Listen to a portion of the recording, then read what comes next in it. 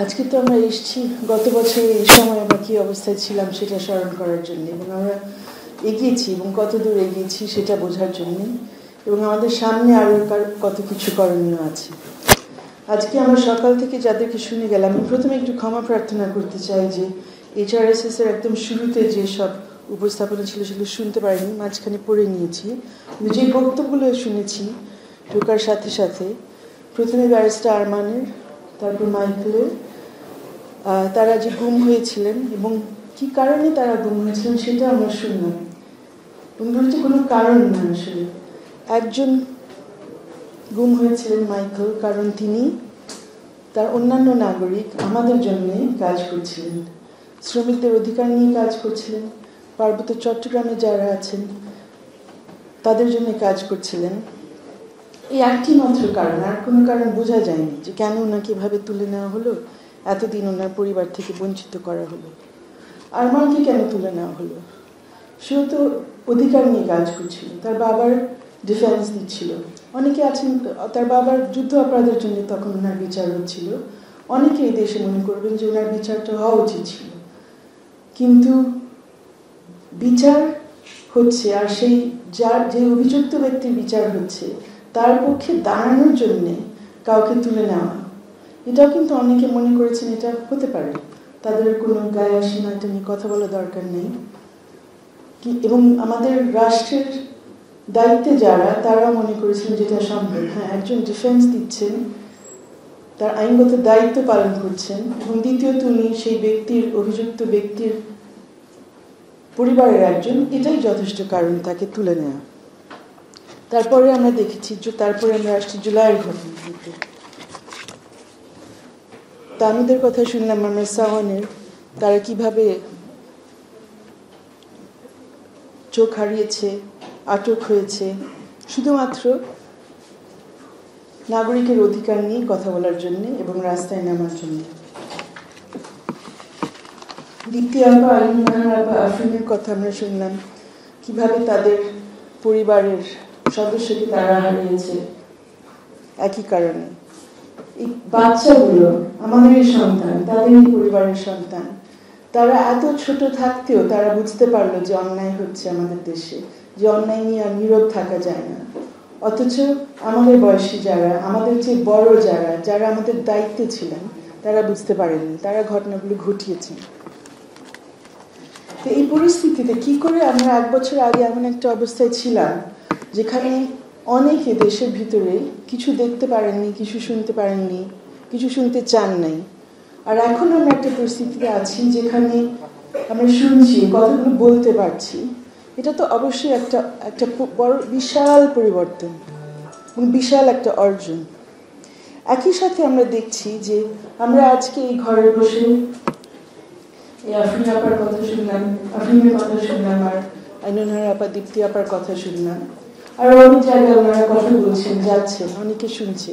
আবার একই সাথে আমরা এই জিনিসটাও দেখছি যে এখনো 1 বছর পার হয়েছে, এই ঘটনাগুলো আমাদের সামনে, পৃথিবীর সামনে এই ঘটনাগুলো চলে গেছে, জাতিসংঘ নিয়ে গেছে তাদের তথ্য অনুসন্ধান প্রতিবেদনের মাধ্যমে, বিভিন্ন গণমাধ্যমে নিয়ে গেছে। এগুলো আসলে অস্বীকার করার খুব একটা অবস্থা নেই এই মুহূর্তে, আছে কি মনে করেন?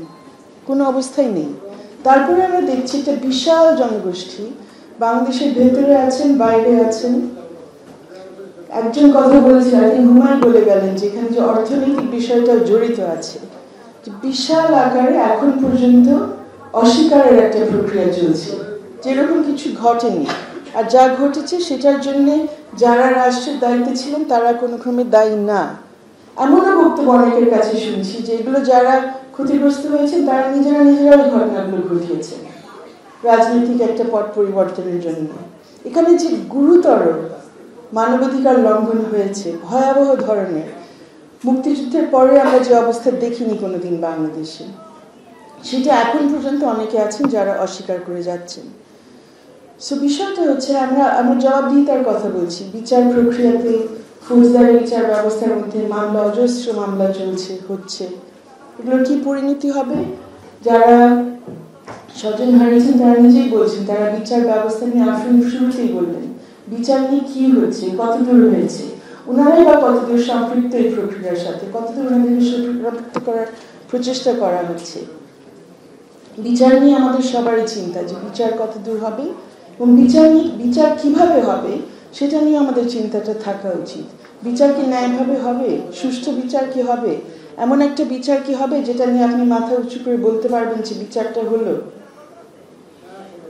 যখন যুদ্ধ অপরাধের বিচার হলো, সেটা কি এমনভাবে হয়েছিল যেটা নিয়ে আমরা মাথা উঁচু করে বলতে পারবো যে ঠিকভাবে হয়েছিল বাংলাদেশের মাটিতে? সেরকম বিচার কি আমরা আবার চাইছি? আর যদি না চাই, তাহলে আমাদের সামনে দুইটা খুবই বড় এবং খুবই কঠিন দায়িত্ব এই মুহূর্তে। এই HRSS এর রিপোর্ট পড়ে যেটা দেখলাম, ওনারা যেভাবে আপনারা দেখবেন, ওনারা পৃষ্ঠাগুলো দেখিয়েছেন, আপনারা একদম 170 পৃষ্ঠায় চলে যাবেন আর 165 পৃষ্ঠায় চলে যাবেন, দেখাবেন ওনারা কিন্তু এখানে একদম সংখ্যা দিয়ে দেখিয়েছেন। 165 পৃষ্ঠা যদি দেখেন যে জুলাই গণ অভ্যুত্থানের সময় ওনাদের হিসাব হচ্ছে 1300 ব্যক্তির চেয়ে আরও বেশি, 1300-র চেয়ে বেশি নাগরিকের প্রাণহানি হয়েছে এবং রাজনৈতিক সহিংসতায় প্রায় বলছি না, 1180 জন নিহত হয়েছেন, তাদেরও প্রাণহানি হয়েছে। তার মানে ওই একই বছরে 24 সনে আমাদের প্রায় 2500 নাগরিকের প্রাণহানি হয়েছে জুলাই গণ অভ্যুত্থানে এবং পরবর্তী অবস্থায়। এখন যে কারণে কেন বলছি কঠিন অবস্থা, খুবই কঠিন। জুলাইয়ে যা হয়েছে, জুলাইয়ের আগে যা হয়েছে, মাইকেল আরমানের সাথে যে ধরনের, মাইকেল আরমানের ক্ষেত্রে ওদেরকে যে গুম করা হলো, এই গুরুতর মানবাধিকার লঙ্ঘন যে হলো, এবং জুলাইয়ে যাদেরকে নিহত আহত করা হয়েছে, গণগ্রেফতারে আটক রাখা হয়েছে, নির্যাতন করা হয়েছে, এদের সকলের বিচার আমাদের চাইতে হবে, পাশাপাশি ওদের পাশে দাঁড়াতে হবে। শুধু ক্ষতিপূরণের ব্যাপার না, এখানে তাদের আসলে কিভাবে জীবনটা আর মেরামত করা সম্ভব, পরিপূর্ণভাবে তো আর হবে না, তাদেরকে ফেরত পাবে না যাদেরকে নিয়ে যাওয়া হয়েছে, যাদের প্রাণহানি ঘটেছে, কিন্তু অন্যভাবে কি করে তারা আবার ভবিষ্যতের দিকে তাকাতে পারবেন। প্রত্যেক দিন তাদের যে কান্না, তাদের স্বজনের জন্য যে কান্না, সেটা কিভাবে বন্ধ হবে, কিভাবে তারা ভবিষ্যতের দিনে দিকে এগোবেন, এই কাজগুলোতে আমাদের সবাই মিলে করতে হবে। এবং পাশাপাশি যে কাজটার মধ্যে আমরা আজকে এখানেও আছি, যে সত্যি কি ঘটেছে এবং কেন ঘটেছে, এই ধরনের মানবাধিকার লঙ্ঘন কেন হলো, কেন অধিকার হরণ, যারা অধিকার চাইছে তাদের অধিকার হরণ করতে কেন আমাদের পুরা ফৌজদারি বিচার ব্যবস্থা, পুরা ব্যবস্থা, নিরাপত্তা বাহিনী, আইন শৃঙ্খলা বাহিনী, যাদের দায়িত্ব হচ্ছে আইন শৃঙ্খলা বজায় রাখা, তারা কেন উল্টো দিকে চলে গেল। তো এই কাজের মধ্যে সবাই আমরা নামছি। আজকেও সেটা নিয়ে একটা প্রচেষ্টা, যে কী করে জুলাই এবং জুলাইয়ের আগের যে ঘটনাগুলো মানবাধিকার লঙ্ঘন হচ্ছে, সেগুলো নিয়ে আমরা কিভাবে বিচার চাইবো, কী ধরনের বিচার চাইবো। কিন্তু পাশাপাশি এটাও তো ভাবতে হবে যে অগস্ট এবং অগস্টের পরবর্তী যা যা হয়েছে, সেটা নিয়ে আমরা কি বলবো, সেটা নিয়ে আমরা কি করব। এর আগেও তো যারা আজকের এই অনুষ্ঠানের পরে আজকে আরেকটা অনুষ্ঠান বেশি দূরে হচ্ছে না, বাংলা একাডেমিতে কয়েকশো গজ দূরে, আজকে আমাদের প্রথম প্রধানমন্ত্রী তাজউদ্দিন আহমেদ, ওনার মৃত্যু বছরের জন্মবার্ষিকী, 100তম জন্মবার্ষিকী, ওনাকেও আজকে স্মরণ করা হবে। আপনারা অনেকেই জানেন উনি কীভাবে মৃত্যুবরণ করেন। জেলখানার ভিতরে ওনাকে বেয়োনেট করা হয়। সো ওনার পরিবারেরও তো ওনারাও ভিকটিম, তাই না? ওনারা এই ভিকটিমহুড নিয়ে প্রায় 50 বছর কাটিয়েছেন। সো আমাদের বাংলাদেশে নতুন ভিকটিম, একদম তাজা রক্ত ঝরণের শিকার যারা হয়েছেন, তাদের পরিবার সবাই আমাদের সামনে আছেন। কিন্তু আমরা 5 দশক ধরে দেখেছি, এমন কোনো দশক যায়নি, প্রায় এমন কোনো বছর যায়নি যেখানে বাংলাদেশে মানবাধিকার লঙ্ঘন হয়নি। HRSS আপনারা নতুন প্রজন্মের, আপনারা নতুনভাবে অনেক কিছু দেখছেন, বুঝছেন। আপনারা যে পরিস্থিতির মধ্যে দিয়ে গত বছরে গেছেন, সেই কারণে আপনারা এখানে শুধু তাত্ত্বিক কোনো পর্যালোচনা করছেন না, নিজেদের জীবনের একটা অভিজ্ঞতার ভিত্তিতে এখন আপনারা নতুন একটা প্রতিজ্ঞা নিয়ে নেমেছেন। কিন্তু আপনাদের কাছে আমাদের অনুরোধ, যে আমাদের যদি এগিয়ে যেতে হবে, আমাদের যে কথাগুলো আরমান বলেছেন আর আই থিঙ্ক দীপ্তি আপা খুবই পরিষ্কার করে বলেছেন, যে যে কোনো ভিকটিমের ক্ষেত্রে তার ভিকটিমহুডের ব্যাপারে আমাদের কাজ করতে হবে। এখানে কোনো সিলেক্টিভিটির ব্যাপার নাই যে আমার মতাদর্শের যারা, আমার মত যারা, আমার লিঙ্গের যারা, আমার জাতিসত্ত্বের যারা, আমার ধর্মের যারা, তাদের পাশে আমি দাঁড়াবো, আর কার পাশে আমি দাঁড়াবো না। অন্যদেরকে আমি মনে করব সন্ত্রাসী, অন্যদেরকে আমি মনে করব অপরাধী, এবং সেই সন্ত্রাসী বলেই আমি তার কোনো অধিকার মানব না। আমরা কিন্তু বাংলাদেশে এখনো এই অবস্থায় আছি। সন্ত্রাস দমন আইন কিন্তু চলে যায়নি। আমরা সাইবার প্রোটেকশন আইনটা নিয়ে আসলাম ডিএস এর, সেই ডিজিটাল নিরাপত্তা আইনের পরিবর্তে। আপনারা সবাই তো ডিজিটাল নিরাপত্তা আইন নিয়ে জানেন, সেটা নিয়ে আমাদের আজকে এখানে কথা বলা দরকার নেই। সেটা সবার সম্মিলিত উদ্যোগে সেটা তো বাতিল করা গেছে, এবং এই সরকার সেটা বাতিল করেছে, পরিবর্তন করেছে। সাইবার প্রোটেকশন আইন একটা নিয়ে এসছে, সেখানে অনেক যে আজে বাজে যেসব ধারাগুলো ছিল সেগুলো চলে গেছে। কিন্তু এখন এমন একটা ধারা রয়ে গেছে, ধর্মীয় অনুভূতিতে আঘাত লাগলে আপনি কিন্তু এখন ডিজিটালি যদি সেই ঘটনাটা ঘটে, আপনি সেটার জন্য যে কোনো ব্যক্তি আপনি এখন মামলা করতে পারবেন।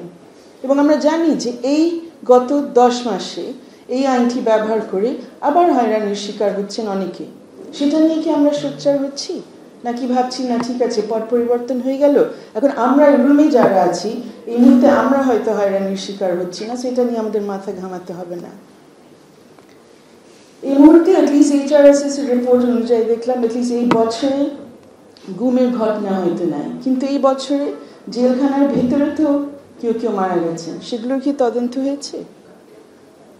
এই বছরে গুলিবর্ষণেও কেউ কেউ মারা গেছেন, মাত্র 10 দিনের, 1 সপ্তাহ হয়নি এরকম ঘটনা ঘটেছে বাংলাদেশে। এটা নিয়ে আমরা কয়জন কথা বলছি, কাজ করছি, বা মনে করছি এটা নিয়ে কিছু বলা উচিত, নাকি মনে করি এখানে সন্ত্রাসীদের ক্ষেত্রে হচ্ছে আমাদের কিছু বলা দরকার নেই?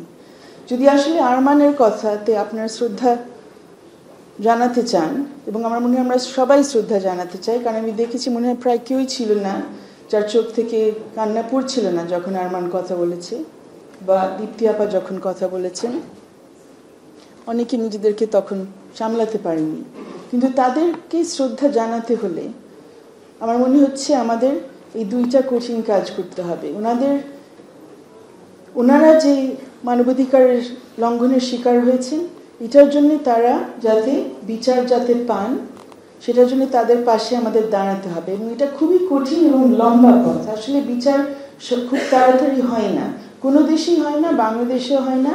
এটা লম্বা পথ হয়তো হবে, কারো কারো ক্ষেত্রে অল্প সময় হতে পারে যদি সেখানে যথেষ্ট সাক্ষ্য প্রমাণ থাকে, অন্যদের ক্ষেত্রে সময় লাগতে পারে, কিন্তু আমাদের লেগে থাকতে হবে এই প্রক্রিয়ার মধ্যে। এবং বিচারকে ত্বরান্বিত করতে গিয়ে সেখানে আবার নতুন মানবাধিকার লঙ্ঘনের শিকারের হাতিয়ার আমরা যাতে না হয়ে যাই, এ ব্যাপারে যথেষ্ট সতর্ক থাকতে হবে। শেষ কথাটা একটু বলতে চাই,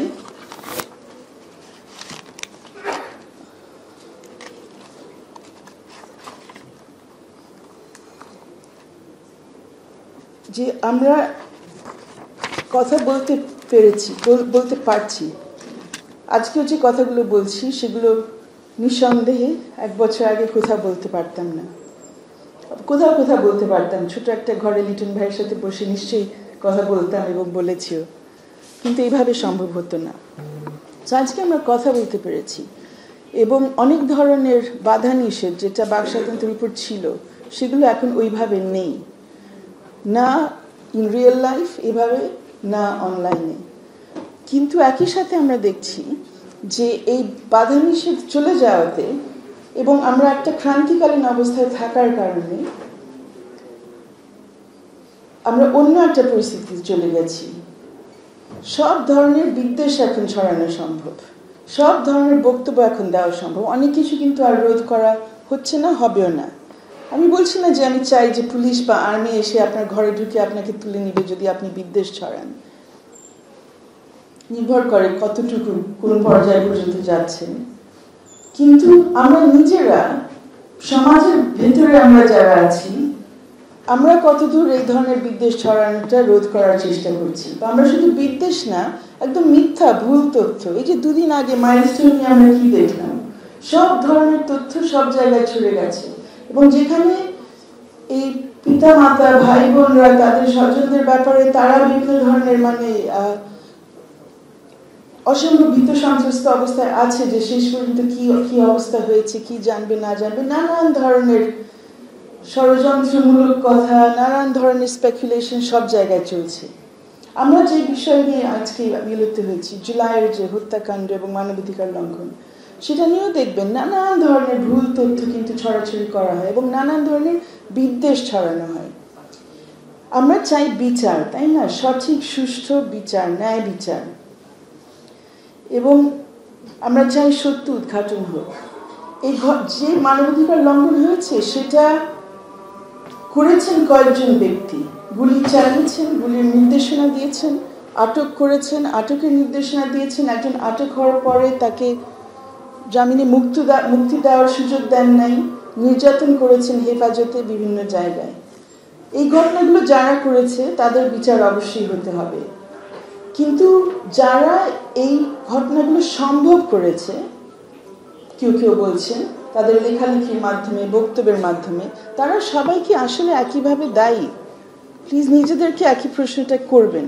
তারা সবাই কি একইভাবে দায়ী? হ্যাঁ, অনেকে ঘৃণা করছি, অনেকে মনে করছি যে হ্যাঁ, এবং তাদের এক ধরনের দায়িত্ব ছিল একটা পুরো ব্যবস্থা জিয়ে রাখার ক্ষেত্রে, কিন্তু সেটার দায়িত্ব কি গুলি চালানোর মতো একই কি দায়িত্ব? হয়তো আমরা অনেকে সেটা মনে করি, কারণ যে শত শত মামলা যে হয়েছে এবং শত শত মানুষকে যে মামলার মধ্যে ঢুকানো হয়েছে হত্যার দায়ে, সেটা কি আপনারা এই রুমে সবাই কি সঠিক মনে করেন? নাকি মনে করছেন যে হয়তো আমাদের বিচার ব্যবস্থা যেরকম, কোনোদিনই এই লোকের কোনো বিচার আসলে হবে না, আর শুধু বিচার না, আদালতে না, হয়তো কোনোদিনই তাদেরকে কোনোভাবে জবাবদিহিতার মধ্যে আনা যাবে না, কারণ তাদের মতো অনেকেই একই মতাদর্শের, একই ভিউজ যাদের ছিল, যারা জেলখানার ভিতরে নাই, যারা ঢালা মামলার শিকার হয়নি, তারা হয়তো জুলাই মুভমেন্টের বিরুদ্ধে অনেক বক্তব্য দিয়েছে। তারা হয়তো বলেছে যে এরা সবাই সন্ত্রাসী, শুধু সন্ত্রাসী না, এরা সবাই জঙ্গি যারা মাঠে নেমেছে। এখন ওইটা বলার জন্যে কি আপনি তাকে হত্যা মামলায় জড়াবেন? বাইরের অনেকে বলতে পারে যে ওয়াই নট, অ্যাটলিস্ট এক ধরনের শাস্তি তারা পাবে, সেটাই আমাদের জন্য এনাফ। কিন্তু আপনারা যারা মানবাধিকার কর্মী এবং মানবাধিকারে বিশ্বাসী, আপনারা কি চাচ্ছেন নতুন ভিকটিম তৈরি করতে? এভাবে এটা করাটা কি ঠিক হবে কিনা সেটা আপনারা একটু ভাববেন। সে কি ভিকটিম না?